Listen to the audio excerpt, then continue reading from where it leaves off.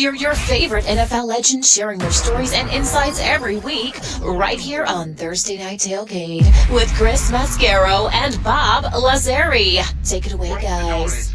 There's no way out. All right, now back with us here on Thursday Night Tailgate is former Pro Bowl quarterback Gus Frerotte. Let me remind you about Gus's background.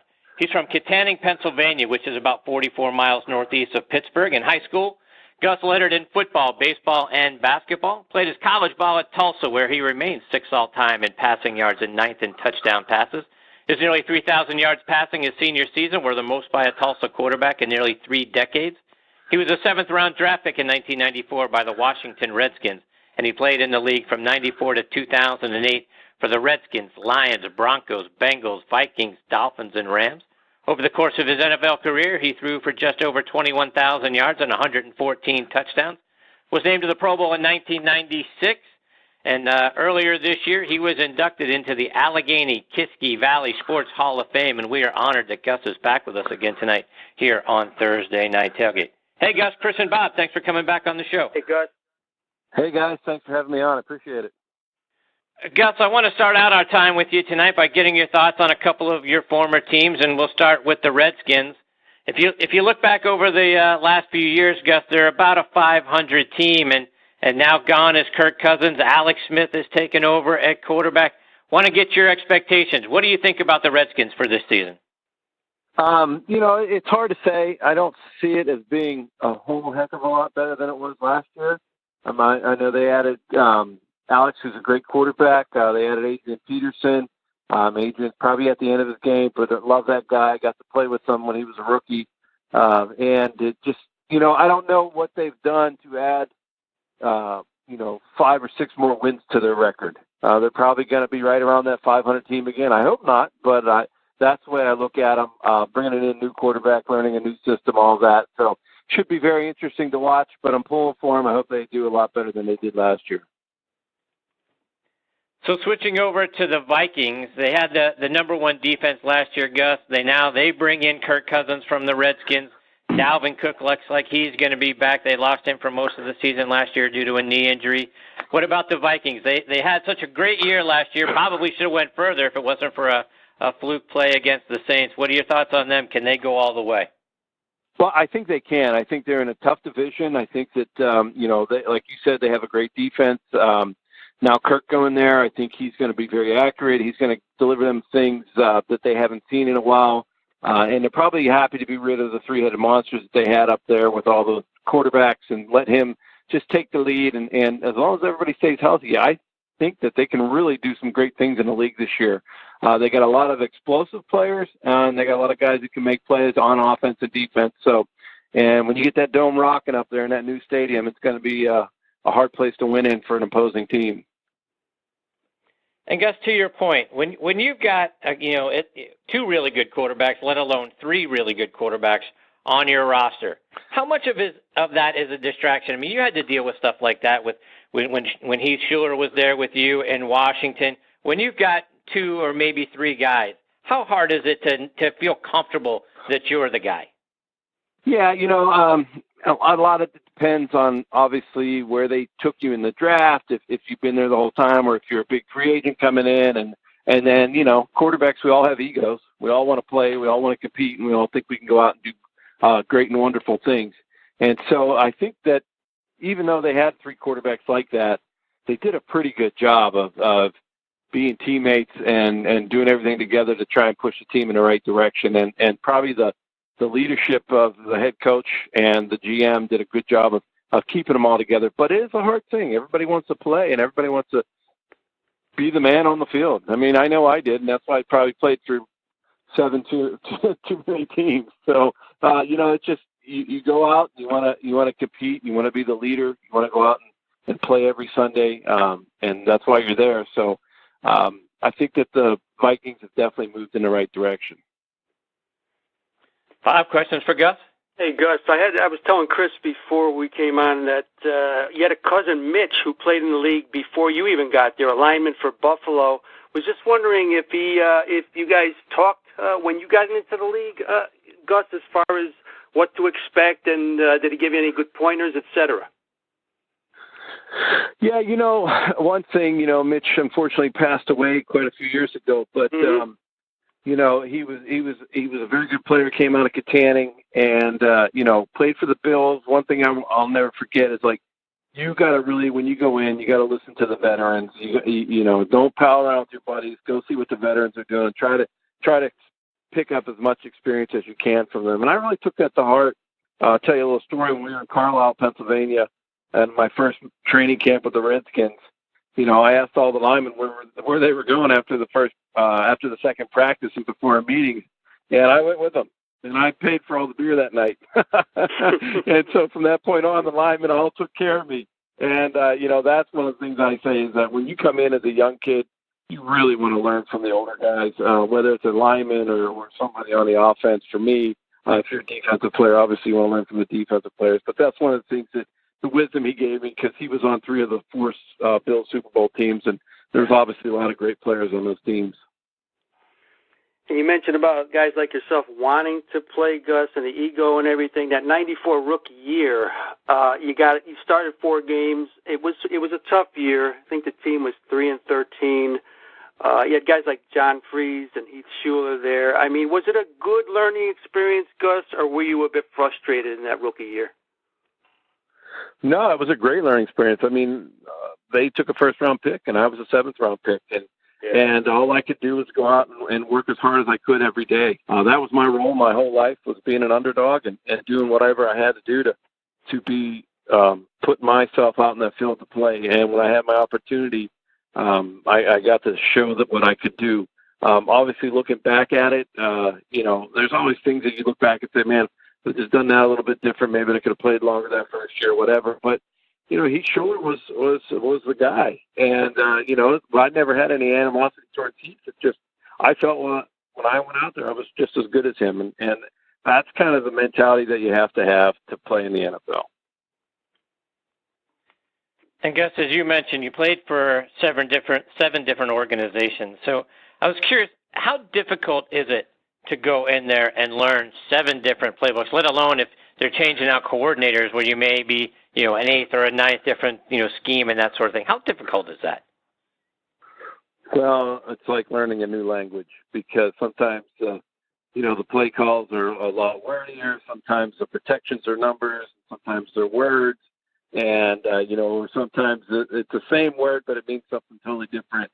So your brain really has to adjust. And a lot of times when you go to a new team, you're there in the off season, and then you got to be ready to make adjustments during the season. So when you're on a team for a long time and you have the same coaches for a long time, then things you don't even have to think about them. They just come to you. But when you're in a situation like I was in a lot of times, you have to constantly concentrate and think about play calls and protections and all those things. And it's funny when you don't focus on what you need to focus on and you forget something little. That's when you usually end up on your back with some big guy laying on top of you and laughing in your face. And Gus, when I was looking over the coaching staff that you had there in Washington in '97 and '98, Mike Martz was the quarterback coach, right? He's credited as being the sort of the evil scientist who created the Rams' greatest show on turf and helping Kurt Warner. What were your impressions working with Mike? Mike and I had a little rocky start. I got hurt that year and came back and didn't have a great game, and he and I kind of butted heads quite a few times. But when you talk to him, he was a lot further as far as play calling, and not that Norv isn't a great play caller. Mike was just kind of more out there. Norv was not conservative by any means, but Mike was way more progressive in the plays that he liked and the things that we used to draw up. But I don't think Norv ever called him.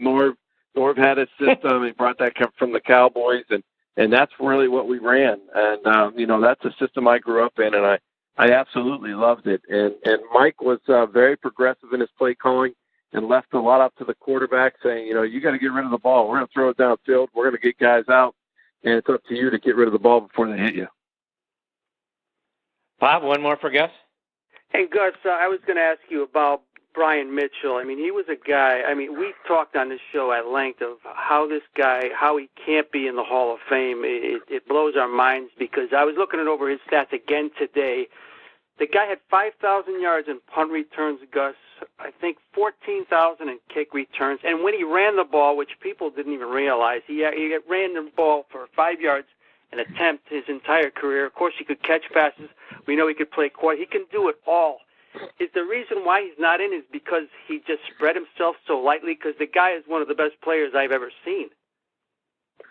No, I completely agree with you. Brian was an all-purpose guy. I don't know where he ranks in all-purpose yards in the NFL. He has to be up in the very, very top. I mean, the guy did everything for us, return punts, return kicks. And not only that, just so smart about the game of football.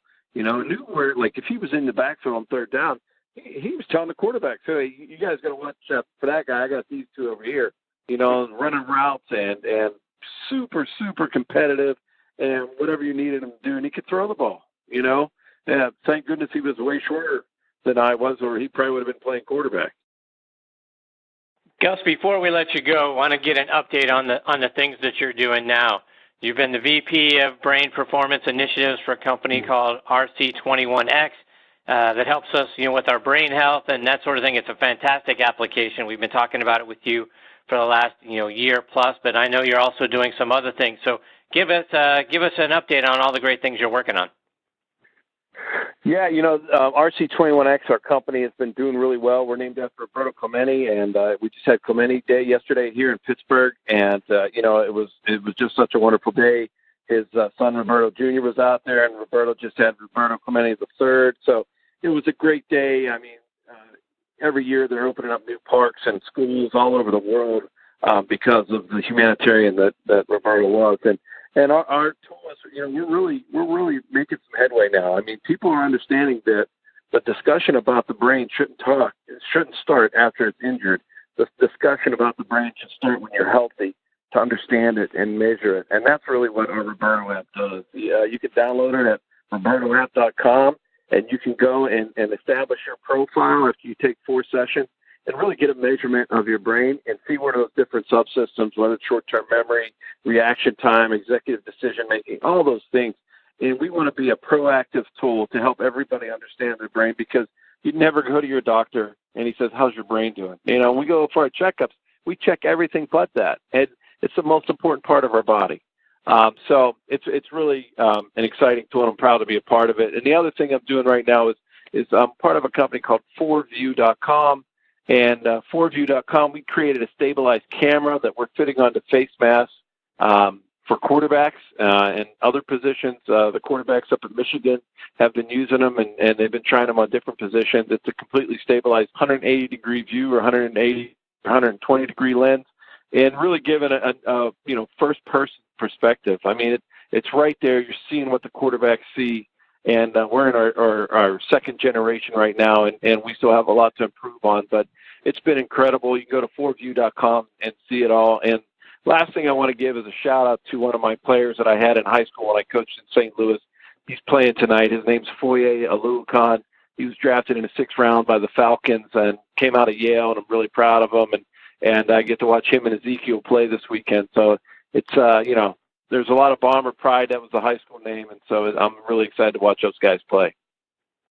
It's fantastic stuff, Gus. Let our listeners know, how else can they follow you and stay up to date with what you're doing, whether it's, like you mentioned, 4View.com, but online and on social media? Yeah, you can just go. I'm on Twitter at Gus Frerotte, at Facebook at Gus Frerotte, so it's really easy to find me. And you can go in and check all that out, and I'm always retweeting things that are going on and putting information about the company. So there's a lot of exciting things happening, and really, you know, to get into the technology space is kind of where I wanted to get into, and it's been very exciting. So thanks for having me on, gentlemen. Anytime, good. Gus, it's always great for us to have you as part of the show. We hope you'll come back during the season, share more of your stories and your insights with us, because you're fantastic, my friend. All right, I appreciate it. And if you guys get to Pittsburgh, we got to go to the Clemente Museum. You guys would love it. Oh, that's there you great. Go. Now you're talking. Yeah, appreciate you, Gus. Take care. All the best to you and your family. All right, thanks, guys. Take it easy. Take care. Bye. See you, Gus. That is Gus Frerotte, and boy, Bob, you know, I mean, obviously with the great stories and the things that he achieved over the course of his playing career, but now with the Roberto app and the things that you're able to, you know, establish a baseline for your brain and the activities and that sort of thing. And now this new 4View. Interesting thought. Putting a camera on the face mask and then being able to review the video to see what exactly was the quarterback looking at when he made that pass. So great stuff out of Gus. High-tech stuff, and he, with all these people doing brain research, Chris, it's only a good thing for the sport in general. But always a pleasure having Gus on. He had so many great teammates, so many great coaches, and we can't wait to have him on again.